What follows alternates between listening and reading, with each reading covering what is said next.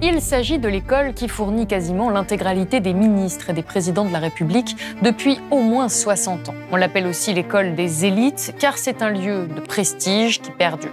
Depuis plus de 150 ans, Sciences Po est au cœur de la fabrique du pouvoir, mais aussi de la domination. C'est en tout cas la thèse de mon invité du jour, qui a retracé l'histoire de cet établissement mythique pour comprendre comment il reproduit les inégalités sociales et diffuse une certaine idéologie. Aujourd'hui, alors que 70% des diplômés de Sciences Po décident de travailler dans le privé, l'influence de l'école s'étend aux médias, aux grandes entreprises ou encore aux cabinets de conseil. Alors comment Sciences Po est-elle devenue l'école de la domination ? Réponse tout de suite dans cette nouvelle émission pour Blast.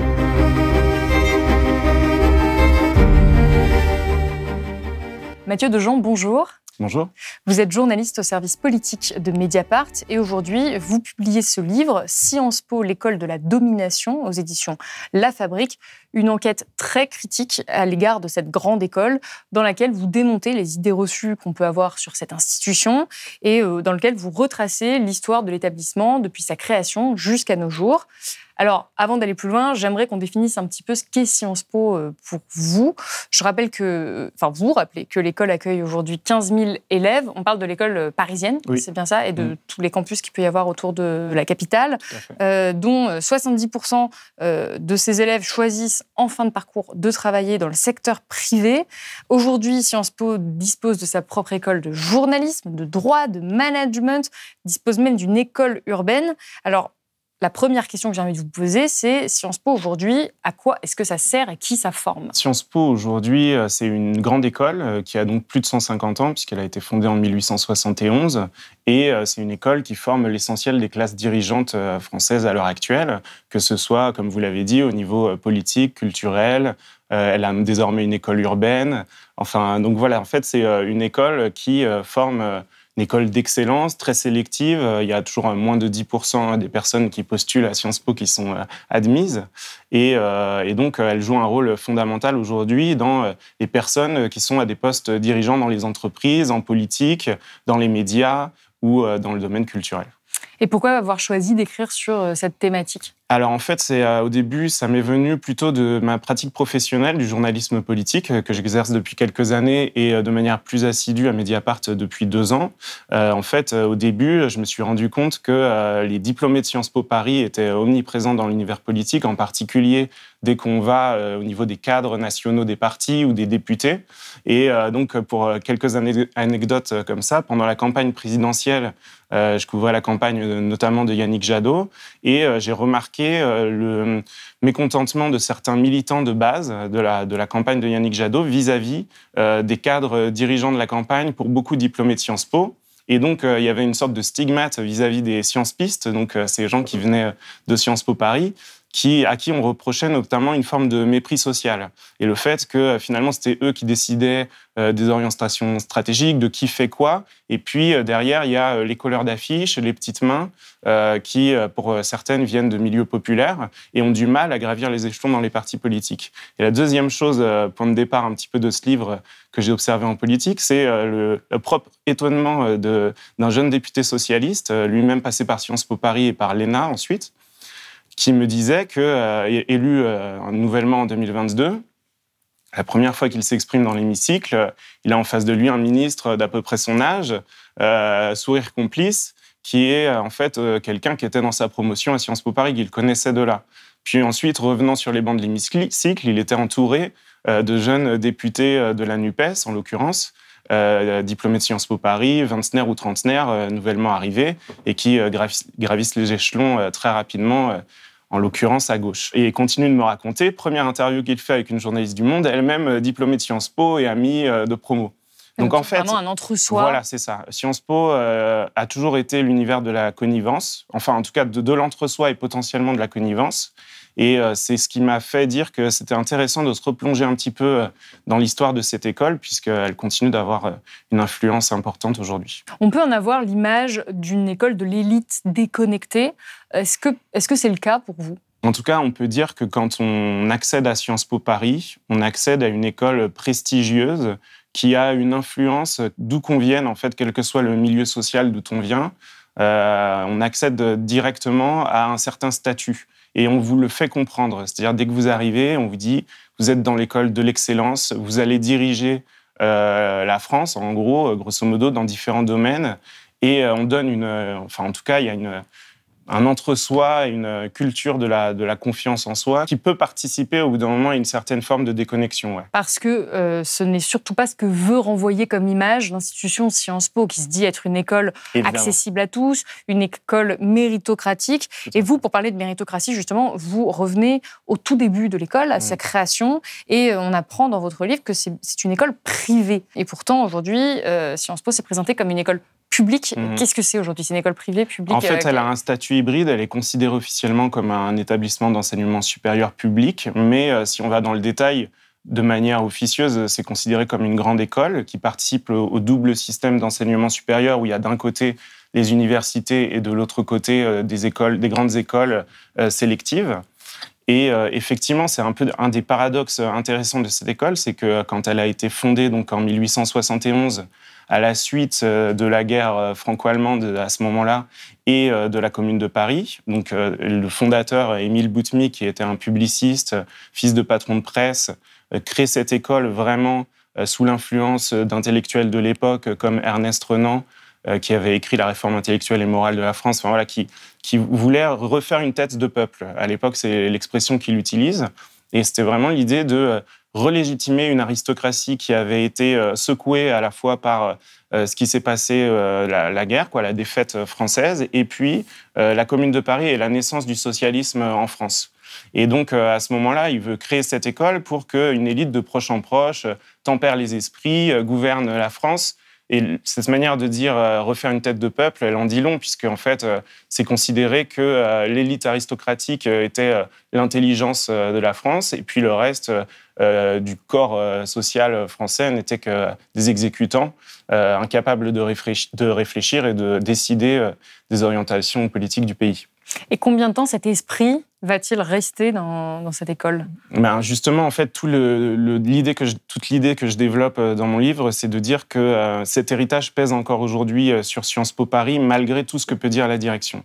C'est-à-dire que, effectivement, Sciences Po Paris, aujourd'hui, c'est devenu une impressionnante machine de communication qui, notamment pour ses 150 ans l'année dernière, a sorti un beau livre, le vrai roman de Sciences Po, et qui se prétend être à la fois une école désormais totalement ouverte socialement, qui prône le pluralisme politique, qui se dit même l'école de l'engagement. L'idée que je développe dans mon livre, c'est que l'héritage de la fondation de Sciences Po Paris pèse toujours aujourd'hui sur son discours officiel et certains de ses représentants les plus médiatiques, comme Pascal Perrineau, qui est un ancien professeur à Sciences Po, qui a été un de ses dirigeants, le dirigeant du Centre de la vie politique française, le CEVIPOF, et qui aujourd'hui dirige simplement l'association des anciens diplômés, mais qui est toujours interviewé sur les plateaux télé aujourd'hui pour commenter, par exemple, les mobilisations contre la réforme des retraites, et qui disait récemment que, suite au 49.3, si on interrogeait les manifestants et les manifestantes, il est très peu probable qu'ils sachent de quoi il s'agit. Je suis sûr que l'on ferait une interrogation écrite. C'est mon côté professeur. Des manifestants, on aurait un niveau extrêmement faible de maîtrise de l'article 49 alinéa 3. Donc en fait, ce que j'explique, c'est que il y a une manière de mépriser le peuple à Sciences Po qui est traditionnelle, en fait, qui est vraiment héritée de cette fondation. Et en fait, c'est quelque chose qui dépasse même Sciences Po. Quand Macron, qui est lui-même diplômé de Sciences Po Paris, qui en est sorti diplômé en 2001, reprend à son compte quand il parle de la foule illégitime, par exemple, qu'il oppose aux élus du peuple légitimes à l'Assemblée nationale, il reprend à son compte la psychologie de la foule de Gustave Le Bon, qui était sorti en 1895. Et c'est un idéologue, un sociologue de l'époque, qui a beaucoup compté dans la manière d'enseigner à Sciences Po. Émile Boutmy le cite, s'inspire de lui. Et donc, moi, je pense que même si ça paraît loin, et c'était il y a 150 ans, néanmoins, c'est tellement une institution enracinée que cette idéologie demeure.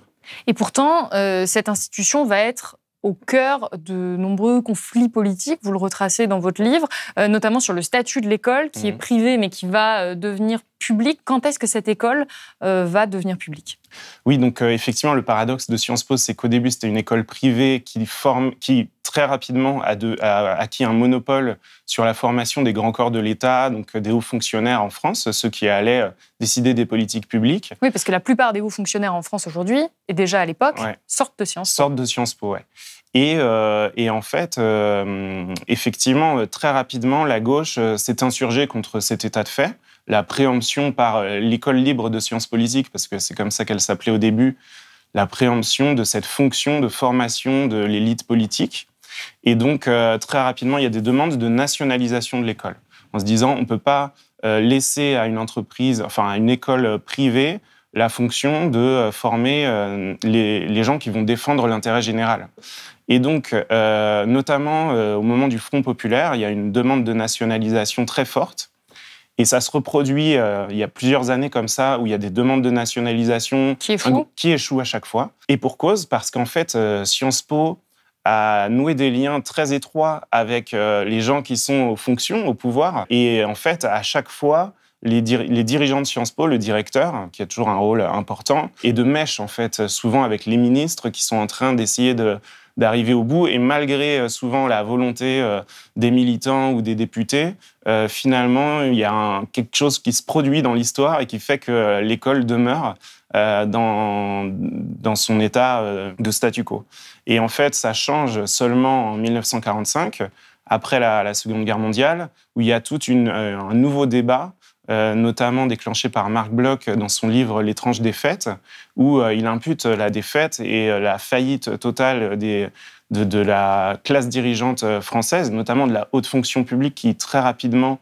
Pendant la Seconde Guerre mondiale. Et pendant la collaboration, qui ont en fait très vite rejoint le régime de Vichy sans rechigner. Il dit, en fait, c'est impossible de ne pas remettre en cause Sciences Po, l'école qui a formé tous ces dirigeants, après ce qui vient de se passer. Et donc, ce qui se passe à ce moment-là, c'est une vraie fausse nationalisation, c'est-à-dire qu'un compromis est trouvé au final qui fait que officiellement Sciences Po est nationalisée. D'ailleurs, ce n'est plus l'école libre de sciences politiques, ça devient un institut d'études politiques de Paris et une fondation nationale de sciences politiques. C'est un petit peu compliqué, mais de manière administrative, quoi. En gros, il y a maintenant ces deux établissements qui sont ensemble, qui forment Sciences Po, l'un qui est public et l'autre qui est une fondation de droit privé, qui administre Sciences Po, qui décide de ses orientations. Quel est le rôle de cette administration privée ? En fait, le rôle principal, c'est d'avoir tous les avantages à la fois du public et du privé. C'est-à-dire que Sciences Po, aujourd'hui, a un statut exceptionnel, dérogatoire, puisqu'elle touche à la fois des dotations de l'État et des sources externes de financement, plus les droits d'inscription des étudiants. Parce qu'il faut rappeler que les étudiants qui ont les moyens doivent payer des frais d'inscription à Sciences Po chaque année. Tout à fait. Il y a eu des réformes progressives de ça. Au début, évidemment, les frais de scolarité étaient tellement dissuasifs. Enfin, clairement, il ne pouvait y avoir que des enfants d'aristocrates pour accéder à Sciences Po au tout début. À la création, d'ailleurs, c'est vraiment que des très, très fortunés qui peuvent accéder à Sciences Po et on n'y accède même pas par concours. Tout à fait. Ce que vous écrivez, c'est qu'à l'époque, il n'y a même pas cette idée de sélection. C'est juste si on a l'argent, on peut y rentrer. Voilà. À l'époque, non seulement, effectivement, c'est l'enfance de l'aristocratie et en plus que des hommes. Enfin, voilà, progressivement, il y a eu des changements. Ils ont mis un concours d'entrée. Petit à petit, Sciences Po est devenu plus accessible et aujourd'hui, les frais de scolarité sont adaptés en fait en fonction des revenus des parents. Mais ça crée quand même des revenus conséquents puisque de toute façon, les étudiants issus du milieu défavorisé ne sont pas en majorité. Donc, chaque année, Sciences Po reçoit beaucoup d'argent de la part des étudiants, enfin des familles d'étudiants. Et en plus, Sciences Po, faut savoir que c'est une école qui est en compétition au niveau international avec les plus grandes universités du monde. Et donc, elle a une part importante de ses étudiants qui sont des étudiants étrangers, il y en a environ 30%, qui, eux, payent l'intégralité des frais d'inscription. Donc, des gros revenus privés, des revenus externes aussi, qui n'ont rien à voir avec les étudiants. Oui. Et du public. Et du public. C'est aujourd'hui comme ça qu'est constitué Sciences Po. Voilà, aujourd'hui, c'est un tiers, un tiers, un tiers. C'est un problème parce que parfois, ça fait que des entreprises mettent le nez dans l'institution et nouent des liens avec l'enseignement même. Enfin, c'est-à-dire que jusqu'en 2022, début d'année, Total finançait par exemple un programme d'égalité des chances à Sciences Po à hauteur de 250 000 € par an. Et en fait, c'est évidemment utile pour l'entreprise elle-même qui se donne bonne conscience en faisant un petit peu de philanthropie, enfin voilà. Et en même temps, elle noue des liens avec cette école qui va former l'élite dirigeante, donc elle va cautionner pouvoir peut-être ces activités climaticides. Tout à fait, ce qui a été fortement contesté par les étudiants de Sciences Po et qui a fait que en 2022, le partenariat a pris fin officiellement parce qu'il arrivait à terme. Mais plus concrètement, je pense que la mobilisation des étudiants a eu en partie raison de ça. Et le fait que Sciences Po s'affiche aujourd'hui comme une école qui veut réparer le monde. Voilà, le discours de Mathias Vichra, le directeur du Sciences Po aujourd'hui, c'est il veut que les étudiants réparent le monde et que le vivant, c'est un petit peu l'empreinte du philosophe Bruno Latour, qui a été directeur scientifique de Sciences Po à partir du milieu des années 2000 et qui a fait venir à Sciences Po pas mal d'enseignements sur l'écologie.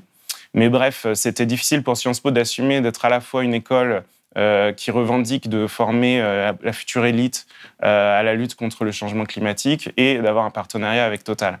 Mais de manière générale, c'est donc une école qui se veut être la voie du savoir, de la raison, aujourd'hui quand même de l'écologie, de l'engagement. Et alors justement, c'est pas nouveau cette histoire d'engagement. On le retrouve dans l'histoire même plus récente de Sciences Po. J'aimerais revenir sur un événement. Vous abordez vraiment quasiment année par année l'histoire de Sciences Po. On peut pas tout traiter aujourd'hui, sinon il faut lire le livre pour ça. Moi, j'aimerais revenir sur mai 68, parce que vous expliquez qu'au début du mouvement, les étudiants de Sciences Po ne sont pas très impliqués, voire peu. Vous écrivez, en tant qu'école ayant pour mission de former les futurs administrateurs de l'État, elle cultive un ethos de l'ordre et de la stabilité sociale qui se ressent non seulement dans l'attitude timorée des élèves, mais aussi dans le positionnement politique des enseignants. Aucun intellectuel engagé de premier plan n'y enseigne. Pourtant, le 10 mai, il y a un basculement. Les étudiants de l'école vont s'engager. Pourquoi et qu'est-ce que ça va changer ? Oui, effectivement, je trouvais ça intéressant en fait de me repencher sur ce qui s'est passé à Sciences Po en mai 68 parce que ça n'apparaît dans aucun livre d'histoire sur l'histoire de mai 68, qui est pourtant largement documentée, notamment sur la partie engagement des étudiants, du mouvement étudiant en mai 68. Mais on parle beaucoup de Nanterre, de la Sorbonne, du quartier latin, mais pas de Sciences Po. Pourtant, l'école est en plein cœur du quartier latin, géographiquement. Elle est dans le 7e arrondissement, pas très loin de la Sorbonne. Et ça n'apparaît pas dans les livres. Donc j'ai cherché à savoir s'il s'était passé quelque chose là-bas ou pas. Et il y a quand même eu un mai des grandes écoles, un mai 68 des grandes écoles. Il y a un sociologue qui s'appelle Paul Pasquali qui a écrit un livre qui s'appelle Héritocratie, qui documente ça en partie. Et moi, j'ai cherché à creuser pour voir vraiment ce qui s'était passé à Sciences Po. Et c'est vrai que l'engagement à Sciences Po des étudiants est tardif. Il arrive qu'au moment de l'apogée de l'engagement des étudiants, c'est-à-dire la nuit des barricades, le 10 mai 1968, toute la nuit, il y a des émeutes dans le quartier latin, des barricades, des arbres coupés, des voitures qui brûlent. Vous dites que même eux, ils font un peu attention finalement à la manière dont ils vont occuper leur établissement, qu'ils ne vont pas occuper certains lieux, certains amphithéâtres, qu'ils vont rester finalement en quelque sorte dans les règles, dans leur manière de se mobiliser à cette époque. Oui. C'est vrai qu'à cette époque, on remarque qu'il y a une manière de s'engager dans les étudiants de Sciences Po qui est très dans la norme, dans la convention, dans l'esprit des institutions, c'est-à-dire un esprit quand même assez consensuel, en tout cas dans le respect du dialogue, de la négociation, des dirigeants de Sciences Po, etc. Donc il y a toute une légende quand même entretenue aussi par les anciens dirigeants de Sciences Po sur le mai 68 de Sciences Po. C'est vrai qu'il y a eu des occupations, c'est vrai que la force de la culture politique de gauche à l'époque infusait aussi à Sciences Po, que l'amphithéâtre Émile Boutmy, du nom du fondateur, était renommé Amphi Lénine ou Amphi Che Guevara, etc. Mais ça a duré peu de temps et finalement, l'occupation des locaux se fait de manière très, très respectueuse, policée, et qu'au final, ce qu'ils voulaient obtenir, c'était évidemment, en ce qui concernait Sciences Po, en fait, c'est ça aussi qui est intéressant, savoir s'ils se battaient pour le mouvement de grève générale de manière générale ou Sciences Po. En l'occurrence, il y avait une lutte pour la manière dont Sciences Po était gouvernée. Et quelles conséquences ça a eu? Est-ce qu'ils ont obtenu ce qu'ils souhaitaient? Ils ont obtenu d'avoir davantage de représentants étudiants au conseil d'administration, d'avoir une forme de cogestion, mais qui finalement a très vite été avalée, digérée par Sciences Po. Ce qui est une chose que j'essaye d'analyser dans le temps long à Sciences Po, c'est-à-dire qu'à chaque fois que des critiques sont émises sur Sciences Po, elles sont neutralisées. Oui, l'institution les absorbe, voilà. En fait, à chaque fois. Mmh. Et donc, ça ne va pas marquer un tournant idéologique mai 68 dans l'histoire de Sciences Po, qui finalement va toujours avoir cet engagement, mais qui ne sera jamais trop radical. La question que je me pose aujourd'hui, c'est est-ce que c'est toujours le cas? Vous expliquez qu'il y a des études, notamment une étude sociologique de la sociologue Anne Muxel, qui montre que les étudiants actuels, en 2023, sont de plus en plus radicalisés, entre guillemets, à gauche, ont une pensée de plus en plus écologique, qui finalement n'est pas forcément compatible avec les institutions, ou en tout cas qui n'est pas l'idéologie dominante dans les institutions. Est-ce que Sciences Po pourrait prendre un tournant réellement plus radical de gauche? En gros, la communauté étudiante de Sciences Po a toujours été plus politisée que le reste de la jeunesse française et plus politisée à gauche. Donc, c'est des enquêtes effectivement sociologiques qui montrent ça, qui ont été réalisées à des périodes différentes. Et la dernière montre qui a été réalisée en 2022 et qu'on peut comparer à celle qui avait été faite en 2002, donc il y a 20 ans. On observe qu'à l'époque, ils étaient engagés plutôt proches du Parti socialiste, de Lionel Jospin, etc., majoritairement. Et aujourd'hui, il y a toujours un engagement des étudiants plus à gauche, mais ils disent qu'ils ont une culture davantage protestataire. C'est-à-dire que, d'après les enquêtes qui ont été faites, si les étudiants avaient voté au premier tour, si on mesure le vote au premier tour de l'élection présidentielle de 2022, c'était Jean-Luc Mélenchon arrivait largement en tête. Très majoritairement. Voilà. Et par ailleurs, ils ont une manière de s'engager qui, à l'image d'ailleurs de la jeunesse là de manière générale, n'est pas seulement dans les partis politiques, c'est surtout dans des ONG, dans des associations.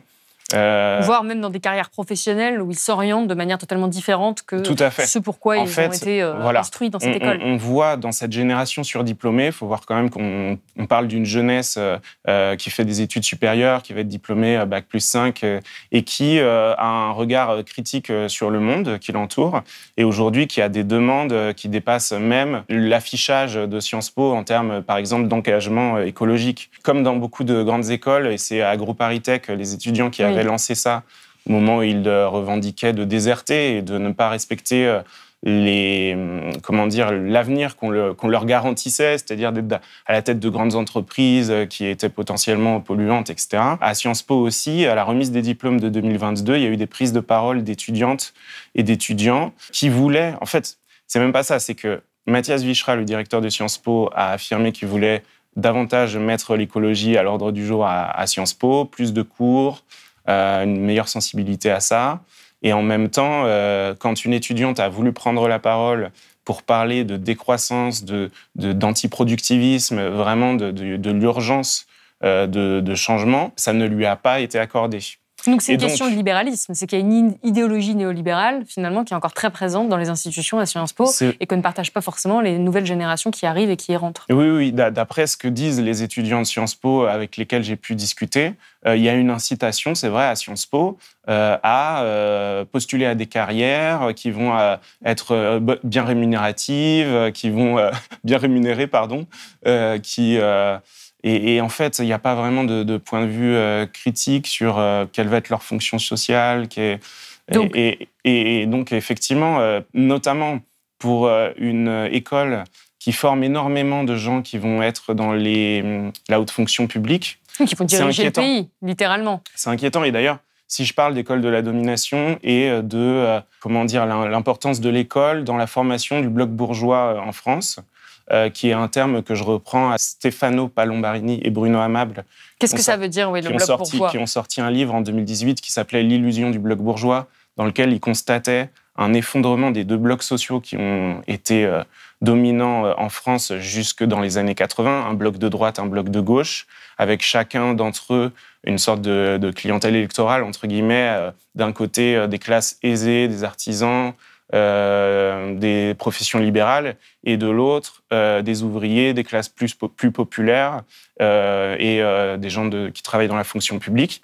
En fait, à un moment donné, ces deux blocs n'ont plus tenu en France parce que, notamment, le Parti socialiste, qui était le parti dominant à gauche, a abandonné certains points idéologiques et s'est converti au néolibéralisme. Ce qui a été largement documenté par divers sociologues et historiens. Et incarné par François Hollande. Voilà, notamment. tout à fait. Et dans cette école, à ce moment-là, François Hollande, Pierre Moscovici donnaient des cours et grenouillaient dans cette école, à tel point que, en fait, on se rend compte, je me suis rendu compte en étudiant un petit peu l'histoire de Sciences Po, qu'au moment où Michel Rocard devient Premier ministre en 88, le second septennat de François Mitterrand, où le tournant de la rigueur a déjà été pris et où Michel Rocard incarnait la deuxième gauche, qui était une sorte de troisième voie libérale, quoi. Beaucoup de profs de Sciences Po arrivent dans son cabinet. En fait, c'est pour ça que je dis que Sciences Po est quand même un petit peu la matrice de ce qui s'est passé là. Mais qu'aujourd'hui, l'ascension du bloc bourgeois. Et le bloc bourgeois, donc sa concrétisation, c'est évidemment l'élection d'Emmanuel Macron, qui se fait élire en disant ni de droite ni de gauche. En fait, il est bourgeois avant tout et il défend les intérêts des bourgeois avant tout. Voilà. C'est ça le bloc. Oui, de la classe. Si on peut résumer c'est ça. Le bloc bourgeois. Et aujourd'hui, est-ce que finalement, on aurait des étudiants... On va y revenir un petit peu sur les inégalités sociales qui se reproduisent à Sciences Po, mais est-ce qu'on n'aurait pas donc des étudiants issus du fameux bloc bourgeois, mais qui contestent cet ordre établi ? C'est ça, en fait. C'est vrai que si on lit le livre auquel vous faisiez référence, donc, qui s'appelle « Une jeunesse engagée », qui est publié aux presses de Sciences Po et qui est signé par deux sociologues de Sciences Po, Anne Muxel et Martial Foucault. Oui, je ne l'ai pas cité tout à l'heure, pardon. Ouais, qui est une enquête quantitative avec un questionnaire qui a été distribué aux étudiants. Il y en a 5000 qui ont répondu. Et on constate effectivement que leurs valeurs se situent plutôt à gauche, sont des demandes d'égalité, sont des valeurs féministes, antiracistes, etc. Et pourtant, dans les faits, c'est vrai que, en fait, d'une part, on peut avoir une sorte de dissonance cognitive chez certains étudiants qui, malgré ces valeurs affichées, vont rejoindre des partis politiques qui ne sont pas du tout sur cette ligne-là. Ou vont même embrasser des carrières, finalement. Exactement. L'intérêt de faire carrière est plus fort, finalement, à un moment donné, que les idéaux qu'ils affichent. Mais je ne dis pas, évidemment, que c'est le cas pour tous les étudiants de Sciences Po, mais il y a un petit peu de ça. En tout cas, jusqu'à présent, il n'y a pas eu de tournant. C'est-à-dire que là, on est en 2023, Sciences Po n'a pas pris, en tant qu'institution, un tournant radical dans ce qu'elle enseigne. En fait, il y a quand même une mutation. On ne peut pas dire qu'elle n'a pas changé du tout. D'une part, elle s'est quand même ouverte socialement, parce qu'à un moment donné, il y a eu un directeur de Sciences Po qui s'appelait Richard Descoings, qui donc a dirigé Sciences Po de 1996 à 2012 et qui a mis en place une réforme en 2001. Ça s'appelle les conventions d'éducation prioritaire. Et donc, c'est un système qui permettait à des lycéens de zones d'éducation prioritaire d'accéder à Sciences Po à travers un concours spécifique. Oui, donc l'idée, c'était d'ouvrir aux classes les plus défavorisées. L'idée étant d'acter le fait qu'effectivement, Sciences Po était une école trop bourgeoise, trop parisienne, et qu'il y avait intérêt à répondre à une demande en fait, d'ouverture sociale. Enfin, la critique de Sciences Po était quand même assez forte à ce moment-là. Oui, vous dites qu'à l'époque, Sciences Po a une réputation de ghetto bourgeois. Oui, tout à fait. C'est vraiment... Et encore aujourd'hui, certaines réactions à l'ouverture et à l'engagement des étudiants, en fait, beaucoup d'articles qui sont consacrés à Sciences Po aujourd'hui viennent de la presse de droite, voire d'extrême droite, et portent sur le wokisme supposé de l'enseignement et des étudiants à Sciences Po. Oui, donc le wokisme, il faut rappeler ce que c'est, peut-être pour ceux qui nous regardent. C'est-à-dire, dans leur esprit, des courants de pensée... qui luttent contre les discriminations, intersectionnelles, venus des États-Unis, qui luttent contre les inégalités sociales, et en fait... et pour le climat. Et pour le climat, tout à fait. Ces articles-là peuvent être interprétés comme une réaction de la classe dominante bourgeoise, dont les enfants ont toujours été à Sciences Po de manière quasi garantie, automatique, voilà, de se sentir dépossédés de quelque chose, quoi. Parce que l'idéologie qui commence à rentrer à Sciences Po n'est pas celle qu'eux partagent. Alors que potentiellement, leurs propres enfants sont très engagés à gauche, quoi. Mais bon, en tout cas, il y a une réaction comme ça. Il y a eu quand même une ouverture donc sociale de Sciences Po à partir de 2001. J'aimerais revenir sur cette ouverture sociale de 2001 parce que c'est un passage du livre qui m'a particulièrement marqué. Aujourd'hui, il y a beaucoup de gens qui ont entendu parler de ces chemins spécifiques qui sont réservés aux élèves qui viennent des milieux les plus défavorisés pour favoriser justement la mixité sociale. C'est quelque chose dont Sciences Po, dont l'institution est plutôt fière, qu'elle utilise dans sa communication pour dire regardez, c'est un lieu méritocratique. Et pourtant, en 2001, quand cette décision est prise par Richard Descoings, ça ne coule pas du tout de source. Ça provoque des réactions particulièrement violentes. Vous écrivez « Les réactions ne se font pas attendre. L'Express évoque une sorte de quota humanitaire. La présidente de la Société des agrégés de l'université Geneviève Zeringer raille à la radio les boat people de Sciences Po. Alain Finkielkraut va jusqu'à décrire les élèves des CEP comme des barbares que l'Empire aurait décidé de romaniser sur France Culture.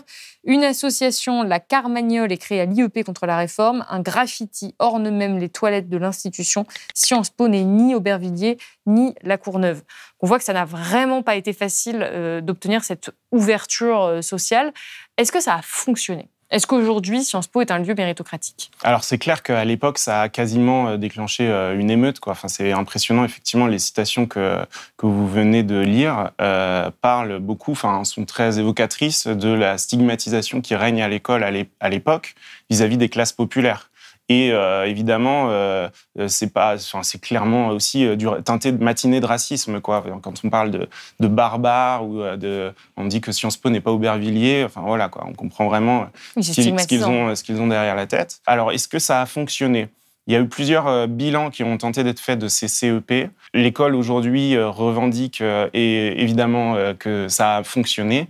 En fait, on peut être quand même plus nuancé que ça, puisque effectivement, il y a davantage de fils d'ouvriers, de fils et filles, d'enfants d'ouvriers et d'employés à Sciences Po Paris, mais c'est 14% de la communauté étudiante. C'était 4% en 98, donc il y a quand même une augmentation notable. Néanmoins, ça demeure toujours en deçà de ce qu'il représente dans la population française en général. Et par ailleurs, il y a des biais, en fait, ces CEP, convention éducation prioritaire, il y a toujours eu des biais qui faisaient que c'était, même dans les lycées de zone d'éducation prioritaire, des enfants d'enseignants, des gens qui étaient plutôt de classe moyenne, voire plutôt prédestinés à intégrer ce type d'école. Voilà. Plus que d'autres, en tout cas. Tout à fait. Après, il y a des changements dont on ne mesure pas encore les effets aujourd'hui, mais avec Parcoursup, le concours de Sciences Po a totalement changé. Il n'y a plus d'épreuves écrites. Avant, il y avait une épreuve écrite. Maintenant, c'est seulement des oraux et une sélection sur dossier. Donc, il y a 97% quand même de bac mention très bien à Sciences Po. Il se peut que ça accentue la reproduction des inégalités sociales. Tout à fait. En fait, la crainte qu'on peut avoir, c'est qu'il y a de plus en plus de personnes. L'avantage aux yeux de l'institution, c'est que de plus en plus de personnes postulent à Sciences Po Paris parce que le fait qu'on puisse le mettre dans ses vœux, ça décomplexe un peu. Et voilà, on se dit, tant qu'à faire, autant essayer. Mais dans les faits, dans les faits, il y a une sélection sociale drastique. Et les critères sur lesquels les étudiants et étudiantes sont admis, c'est des à-côtés qui sont typiques de la reproduction sociale, parce qu'en fait, ça va être les hobbies, l'engagement associatif, une passion musicale ou autre. Enfin, des choses, puisque le grand discours de Sciences Po, c'est de dire on ne veut pas seulement des étudiants qui ont la tête bien pleine, mais aussi bien faite. Enfin, voilà, ce genre de discours. Mais en fait, évidemment, les étudiants qui ont le temps d'avoir ce genre de passion et de les développer sont souvent issus des classes favorisées. Vous dites que les grandes écoles sont des machines à reproduire les inégalités. Sciences Po, on peut dire que c'est ça, une machine à reproduire les inégalités aujourd'hui ? En dépit de ses bonnes intentions, clairement, ouais. En fait, Sciences Po, c'est vraiment une école qui, comme je vous le disais, en fait, on a beau parler de méritocratie, ça a été largement documenté que la méritocratie ne sert en réalité aujourd'hui qu'à justifier des inégalités qui sans cesse se reproduisent. Et évidemment, en mettant un certain nombre d'admissions de personnes issues de classes populaires, ça permet d'avoir des profils différents et de dire que la méritocratie fonctionne.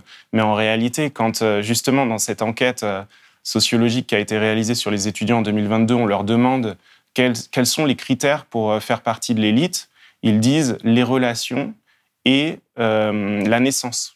Les deux premiers critères qui arrivent à leurs propres yeux, c'est les relations et la naissance. Et en troisième arrive le diplôme ou je ne sais plus. Mais ça s'est complètement renversé par rapport à 2002, où en 2002, les étudiants disaient c'est les compétences, voilà. Et donc, le regard critique que portent les étudiants eux-mêmes sur l'ouverture sociale de Sciences Po en dit long sur ce que c'est réellement, quoi. Et quelles conséquences ça a, cette reproduction des inégalités sociales au sein de cette institution sur la manière dont est géré le pays ? Ça peut avoir des conséquences importantes. Moi, personnellement, je le vois en tant que journaliste politique parce que, donc, comme je vous le disais, j'observe la vie des partis politiques, à gauche en particulier, et je vois que l'omniprésence des diplômés de Sciences Po à des postes dirigeants dans ces partis a un effet repoussoir sur les classes populaires. Et que, en fait, Sciences Po est en train de devenir, elle dit l'école de l'engagement. En fait, c'est considéré apparemment par pas mal de partis, y compris de gauche, qui sont pourtant censés représenter les classes populaires, comme une école de formation quasi obligée, quoi. Un passage obligé pour faire de la politique et être à même de diriger le pays ou un parti selon où on se situe. Mais donc, moi, j'observe qu'il y a cet effet repoussoir sur les classes populaires dans les partis, ce qui est inquiétant quand même. Dans le journalisme, par exemple, quels effets ça a ? Parce que là, on le sait, nous deux, on est tous les deux journalistes, on voit bien qu'autour de nous, la plupart de nos collègues ont fait Sciences Po. C'est vrai que c'est un problème, parce qu'en fait, si tous ceux qui ont un accès privilégié à la parole publique ont fait la même école, forcément, en fait, en dépit de leur autonomie de pensée, de leur distance critique, etc., il y a une manière de penser à Sciences Po qui est enseignée et ne peut pas y être totalement imperméable, quoi. Oui, je trouve que vous avez une formule qui est très intéressante. Vous dites « cette école est le fil conducteur qui relie les élites autorisées à prendre la parole ». Finalement, c'est ça le point commun de toutes les personnes qui passent à Sciences Po ? Tout à fait. Moi, je trouve que c'est en partie ça. Et ça va même plus loin, puisqu'il y a des gens qui ne prennent pas la parole, mais qui sont un peu dans l'ombre. En l'occurrence, les cabinets de conseil sont aujourd'hui peuplés de diplômés de Sciences Po. Et c'est aussi quelque chose d'intéressant, puisque à Sciences Po, on a vu un mouvement d'ensemble qui existe dans la société, c'est-à-dire le retrait de l'État. À un moment donné, à Sciences Po, la section royale, la voie royale, c'était affaires publiques pour faire l'ENA et puis devenir un administrateur public, être dévoué au service de l'État, quoi, de l'intérêt général. Aujourd'hui, on voit qu'il y a des vases communicants entre le public et le privé qui sont de plus en plus forts. Aujourd'hui, on encourage quasiment à Sciences Po au pantouflage, c'est-à-dire à passer du public au privé ou au rétro-pantouflage du privé au public. Et l'importance des cabinets de conseil aujourd'hui en politique, qu'on a vu par exemple avec McKinsey au moment de la campagne de Macron, quelque part, Sciences Po n'est pas complètement innocente là-dedans. Et alors pourquoi ce titre ? Pourquoi l'école de la domination ? La domination de qui ?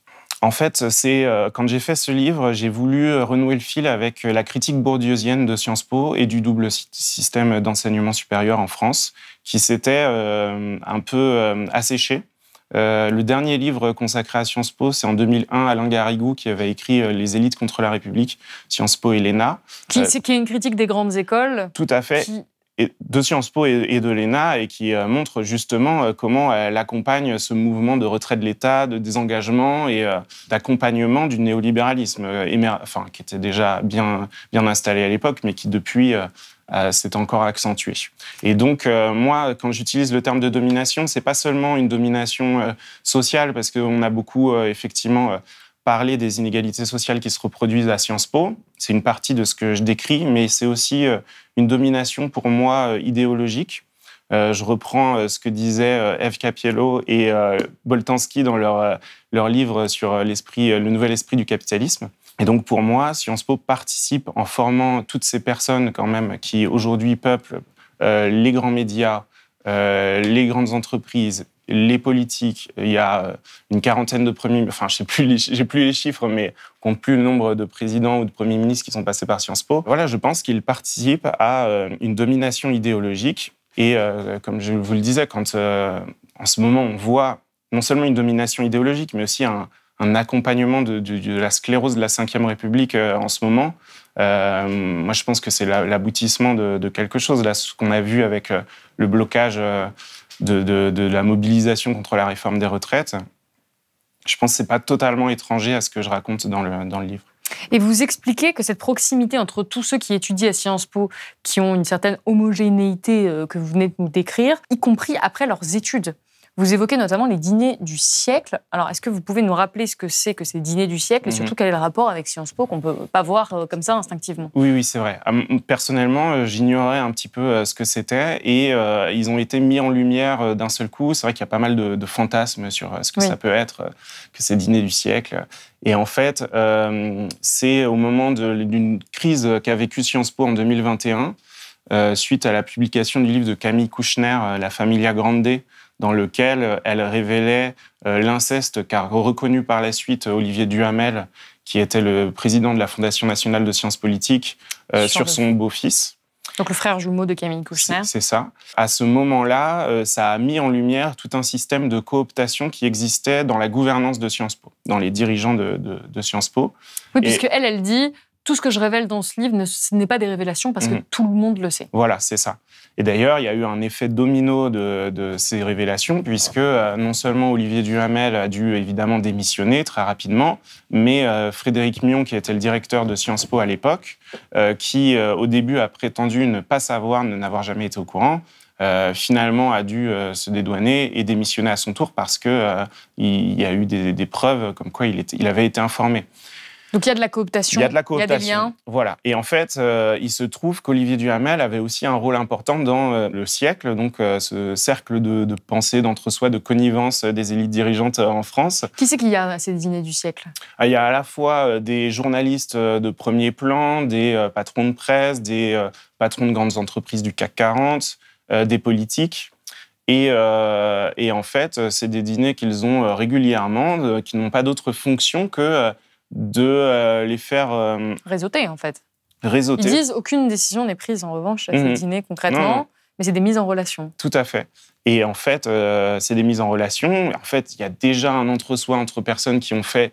Et donc, dans ces dîners du siècle, il y a souvent des gens qui se connaissent depuis les bancs de Sciences Po, où ils étaient étudiants ensemble. Ce que vous dites, c'est qu'il y a une surreprésentation à ces dîners de personnes issues de Sciences Po. Oui, ça va de pair avec ce que j'essaye de développer dans le livre sur cette idée de domination, parce que l'entre-soi génère forcément des connivences, des affinités de pensée, des réflexes qui font qu'à un moment donné, quand le journaliste se retrouve à interviewer le politique ou le ministre avec qui il était à l'école et voire au dîner du siècle, on peut se douter que le niveau de conflit ne va pas être très élevé. Et alors, ce livre est sorti au moment où on tourne cette émission, il y a 2 semaines. Il a rencontré quelques critiques. J'ai vu dans la presse, notamment du côté des Échos, qui a donné la parole à un professeur de Sciences Po, à une ancienne étudiante de Sciences Po, qui ont lu votre livre et qui disent ne pas s'y retrouver, qui semblent avoir mal reçu votre critique. Il y a notamment cette ancienne étudiante qui est interrogée et qui dit qu'elle assure qu'au contraire, contrairement à ce que vous dites dans la diffusion de l'idéologie, qu'au contraire, elle, on lui a enseigné l'esprit critique et qu'elle a cette distance et que c'est même le cœur de l'enseignement à Sciences Po. Qu'est-ce que vous répondez à ça? Je pense que, en fait, déjà, d'une part, mon livre, c'est un livre d'intervention qui refait l'histoire de Sciences Po. Et historiquement, Sciences Po, on ne peut pas dire que c'était le foyer de l'esprit critique. Et d'ailleurs, Bruno Latour lui-même, dans une conférence qu'il a donnée en 2012, le dit explicitement, dit qu'à Sciences Po, pour qu'à Sciences Po arrivent les cultural studies, l'étude sur l'écologie, sur le genre, sur l'antiracisme, etc. Enfin, toutes ces choses ont mis beaucoup de temps à arriver à Sciences Po. Et donc, l'esprit critique, moi, en fait, je pense qu'à Sciences Po, il y a plein d'enseignements qui sont dispensés et que sûrement, il y a des professeurs qui... je pense aucun professeur n'est neutre et potentiellement certains... enseigne l'esprit critique. Mais bon, ce qu'on voit quand même de manière massive, et c'est confirmé par la sociologue Dominique Méda, qui était dans le jury de l'INSP, le nouvel ENA, récemment, elle disait en fait, les étudiants sont tous excellents, mais il n'y a pas d'esprit critique, quoi. En fait, moi, je ne veux pas stigmatiser, évidemment, les étudiants. Et je sais qu'il y a des milliers de cours qui sont dispensés à Sciences Po. D'ailleurs, on le sait peu, mais à Sciences Po, il y a seulement 280 professeurs permanents et 4000 vacataires, qui sont eux-mêmes pour certains des universitaires, mais pour d'autres et pour beaucoup des gens qui viennent d'entreprises, du secteur privé. Je pense que les étudiants de Sciences Po ont évidemment, heureusement, leur autonomie de pensée. Et d'ailleurs, ils le font savoir aux dirigeants de Sciences Po, puisque pendant la mobilisation contre la réforme des retraites, ils ont essayé eux-mêmes de se mobiliser et d'occuper. Et d'après ce que je sais, ça n'a pas été forcément favorisé par la direction. Nos spectateurs peuvent lire votre livre, L'école de la domination, aux éditions La Fabrique. C'est la fin de cette émission. Merci beaucoup, Mathieu Dejean, d'avoir été avec nous sur le plateau de Blast. Merci à vous. J'espère que cette vidéo vous a plu. N'hésitez pas à me dire ce que vous en avez pensé dans les commentaires. Qu'avez-vous appris dans cet entretien? Qu'est-ce qui vous a le plus surpris ou au contraire, avec quoi n'êtes-vous pas d'accord?